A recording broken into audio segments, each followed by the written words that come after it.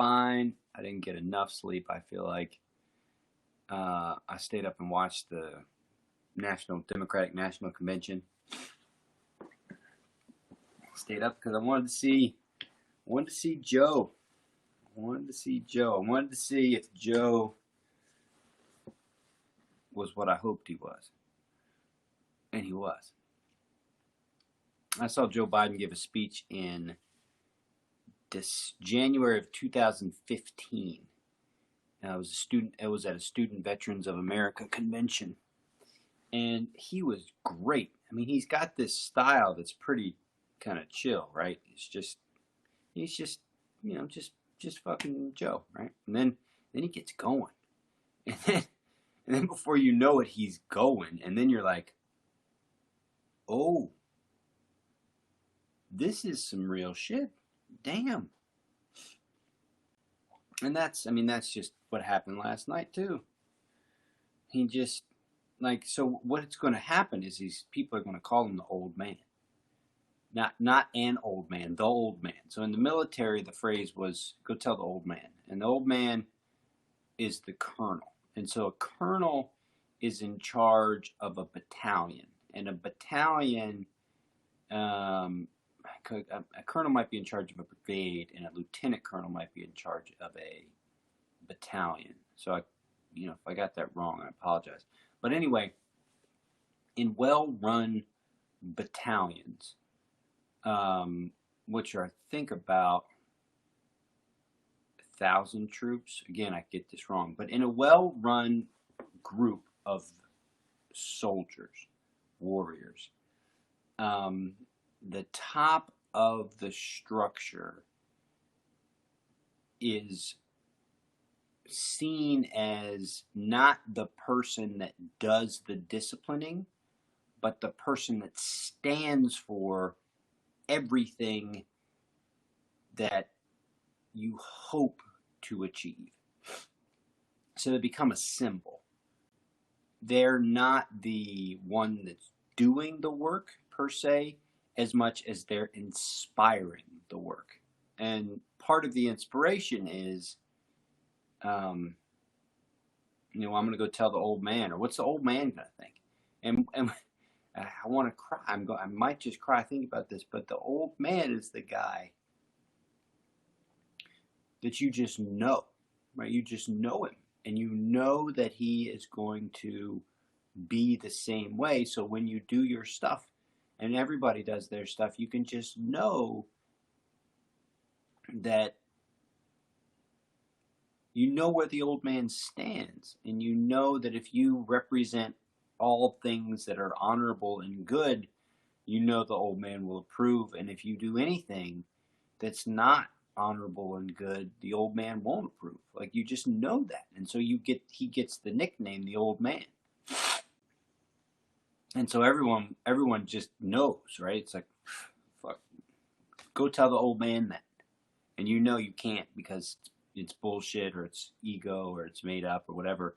So you know you just can't do it. So the authority of the old man is the authority of love, because everybody knows that's why the old man is the way he is, because love is the foundation. Love of the troops, love of the mission, love of everything. And people will do anything for the old man. Anything. Because it keeps shit squared away. It keeps the darkness out. It keeps the doubt and the fear and the brutality of life out, when you know that the person at the top has deep integrity and has love as their foundation. You just know that you can make it through the night because the old man is taking care of things. And that's what Joe Biden's going to become. He's going to be the old man. He's going to be the old man that is stable, is constant, has a foundation that everyone can believe in, and then everyone else can do their stuff. Like, the old man doesn't do the stuff. The old man is the symbol of why doing the stuff matters. And that's what Joe Biden can be. So I'm donating to his campaign. I'm make calls on his behalf. I mean, anything to help him win the presidency, anything. And the reason why I'm doing it is because it's so hard trying to make it through these dark times without love, without something to believe in. And the thing about the presidency is that whatever you are in it, you're still in a position of power. And so to have power be used in a selfish manner or in a dark manner is just really difficult, because life is hard. And things happen all the time that are hard. And if you don't have a foundation of love that you can look to for support in the dark days, it's just too hard. And so I think we still have a lot of hard days left with this virus. Not to mention that's all the other challenges of life. And so we need a foundation of love, and that's what Joe Biden is. Legitimately. Man, the guy lost his wife, his kid, and then his son, his firstborn son, I think. Bo is his firstborn son. I mean, that's unimaginable. To have that amount of suffering in one life and to still be continuing moving forward. I mean, there's no other accounting for it other than that's the power of love. And to be able to stand up, that's the language they use at the DNC, to be able to stand up to darkness, you need a foundation. You have to have it. And if you don't have it, then you can be in a bad state and not know where to turn, and have the only place to turn be essentially the ultimate darkness, which is taking your own life. It's the ultimate darkness. My freaking buddy just took his own life the other day. It's rocked me, man. Andy McCaffrey took his own life the other day. And I just know there was a moment where I know he was drunk. I know there was a ton of alcohol involved, because that's how he lived his life. I know he was in a dark place. And I know he decided to just finish it. I know that position. I don't think I've ever been as deep into a terrible place as that. I've been in some really terrible, deep, dark places, but I've never had a gun to my head.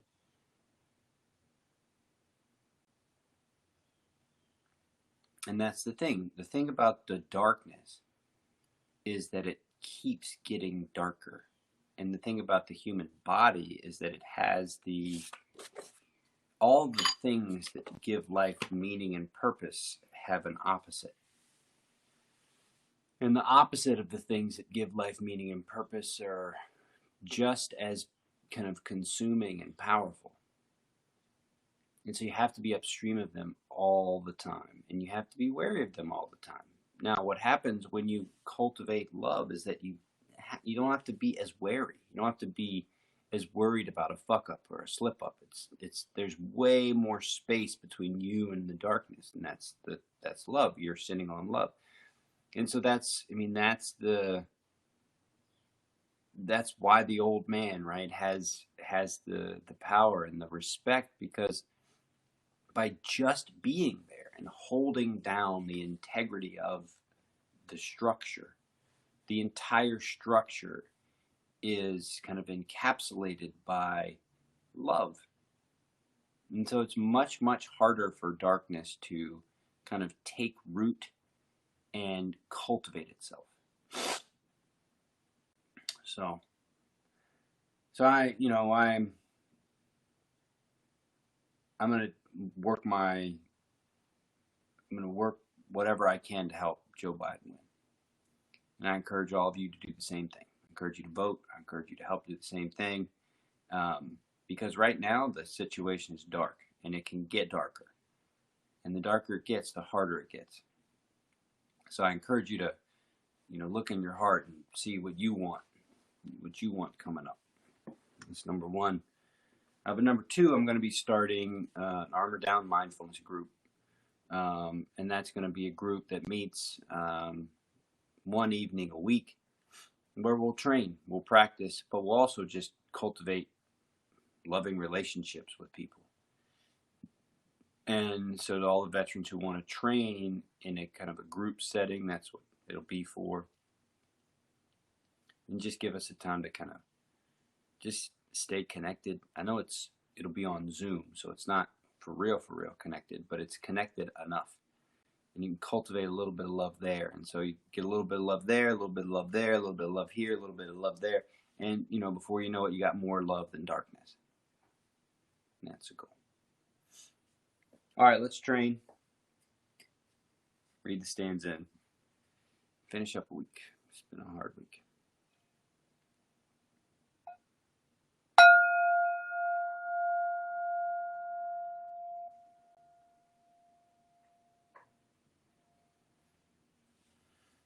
So take in your space. Maybe try to notice something that you've never noticed before. A part of the room that you're in that you've never seen or never given any attention to.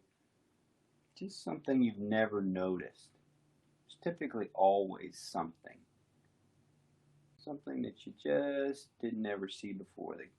Oh, I never saw that before. And while you're doing this, you want to be thinking about comfort, just getting yourself set for comfort. What are the things that help you feel comfortable? Then once you've kind of created as much comfort as you can with your kind of physical body, go ahead, close your eyes and check your surroundings with sound. You've established what's around you visually, establish what you can hear that's around you.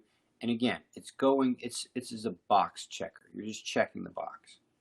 Safe this, safe that, this is safety, this is good, this is consistent, this is patterned, I can find this predictable, check, check, check, check, check, green, green, green, green, green, okay, good.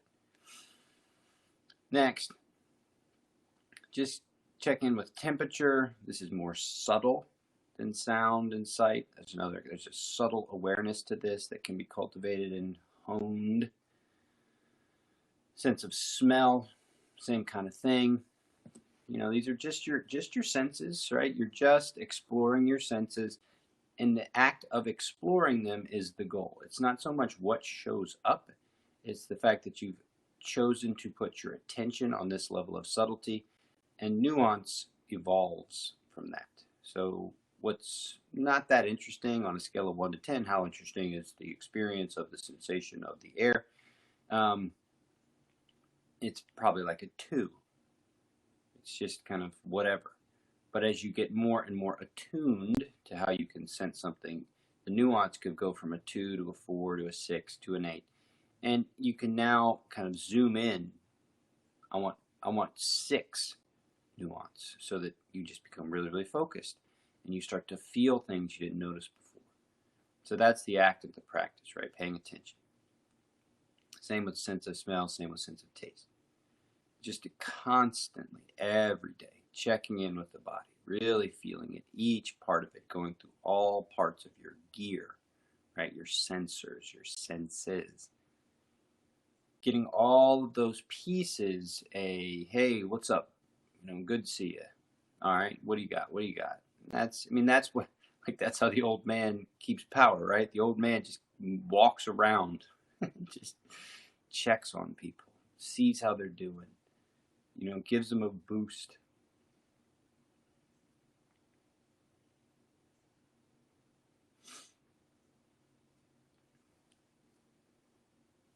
Second bell.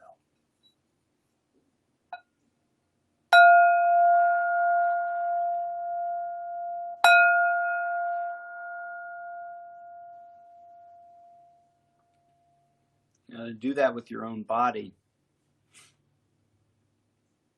is the second bell. That's where you go in, noticing your ground. So you notice where you've got yourself set up.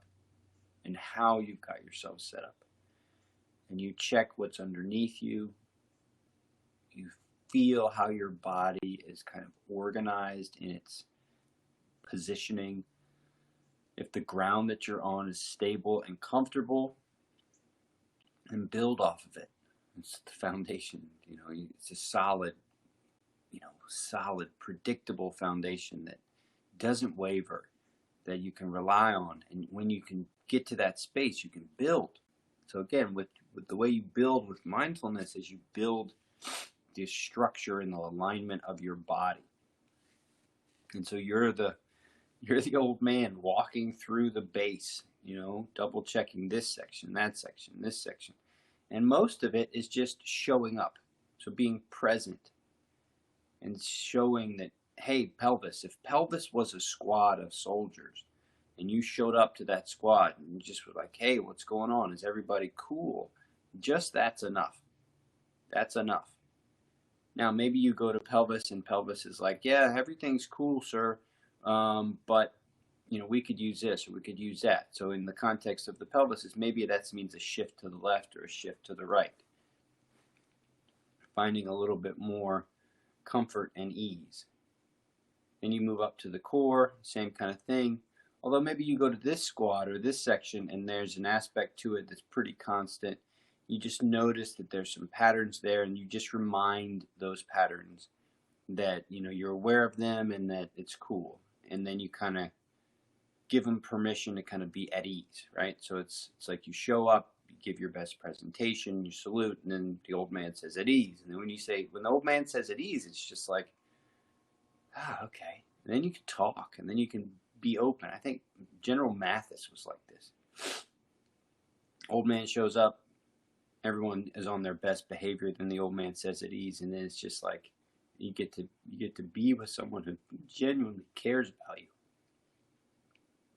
And that's such a big deal, especially once you've known what's the opposite. What's the opposite? The opposite of the old man is a tyrant who gives not one iota about anything other than maintenance of power.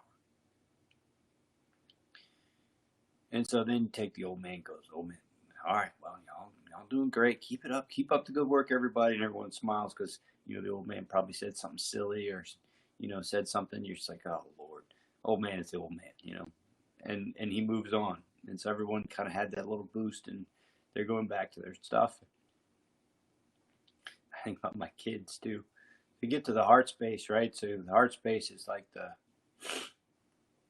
you can say the heart space is your special ops, your quick response force, right? Old man shows up to the quick response force. And the quick response force up in the heart space, right? These are your heart chargers, your tip of the spear. Old man shows up and, everyone gets quiet.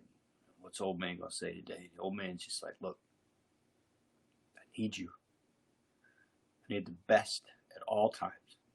And I also, I might even have to ask you to die.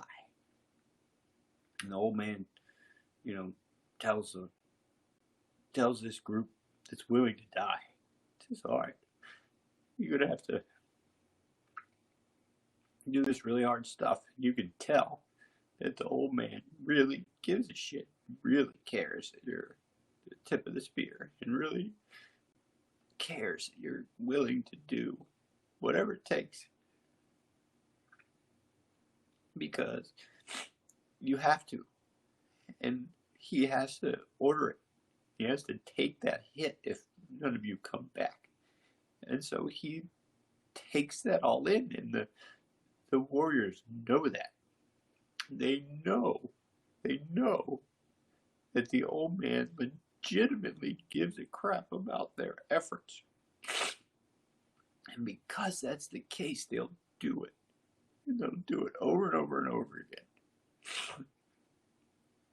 So the old man goes by that group, and that group just, they feel tougher, stronger, handle anything. And then the old man goes to the, comms, right? That's the throat, right? Goes to comms and checks in on that. And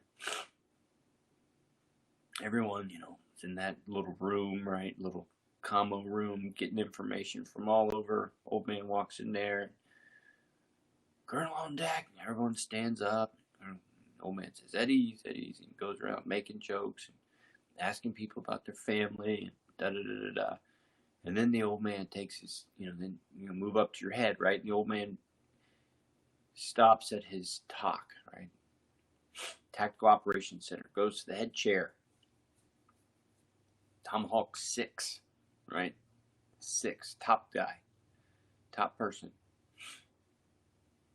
It's the top of your head. So you look back over everything, and everything's lined up just the way you like it.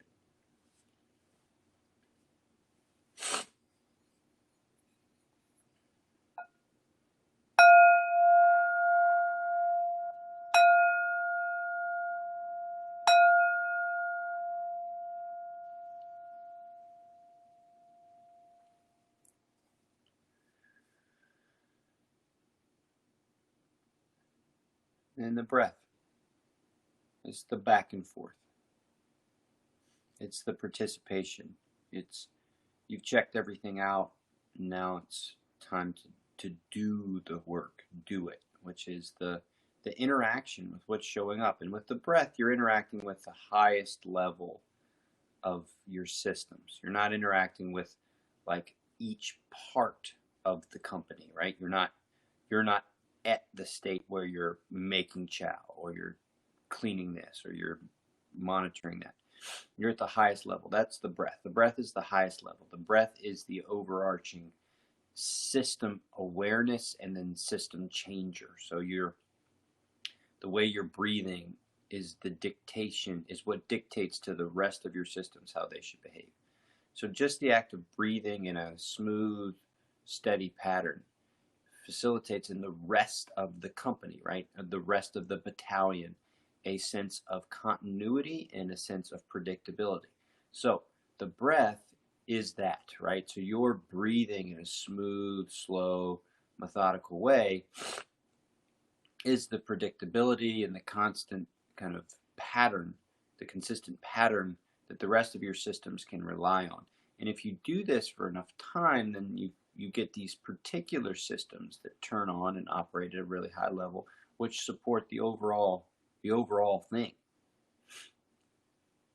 And so when we sit with just the breath and the calmness of the breath and the calm thoughts, that's the old man sitting at the head of the organization, being at peace, knowing that the whole organization is running at a high level. And the big reason for that is because the old man doesn't have to do that. The old man doesn't make the thing run. The old man is the fuel. The love is the fuel that makes the thing run.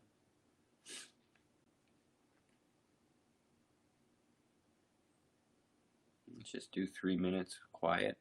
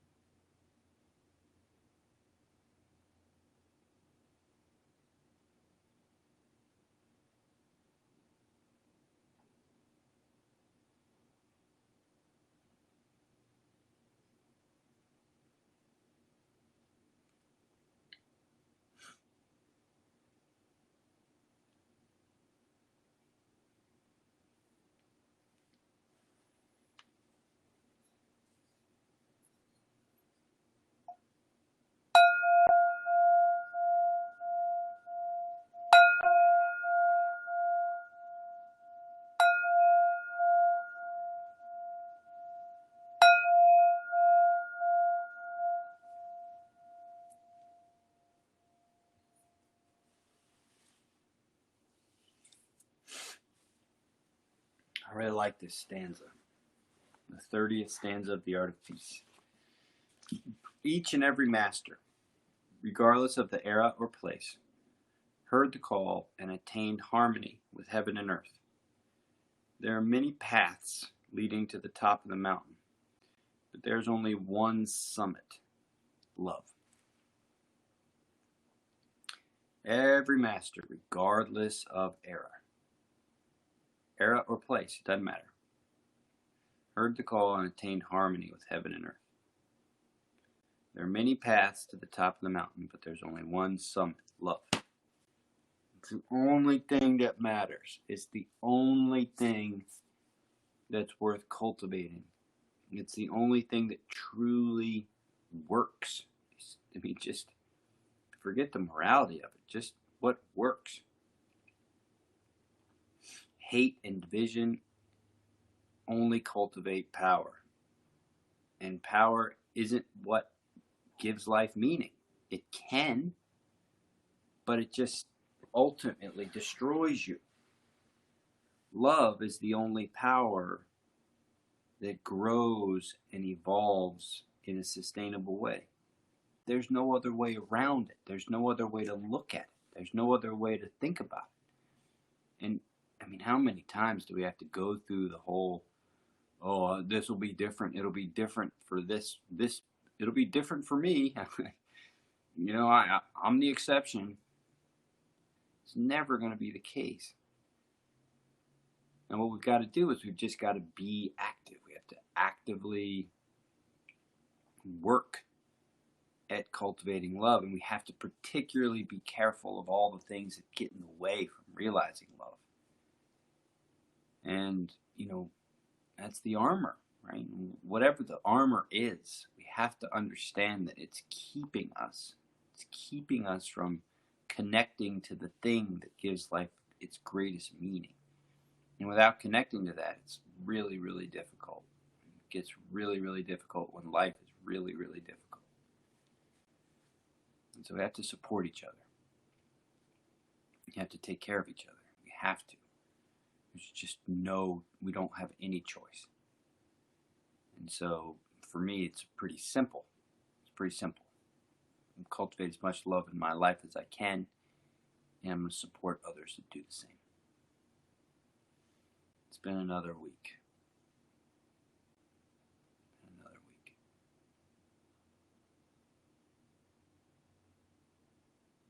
Started back up again on Monday.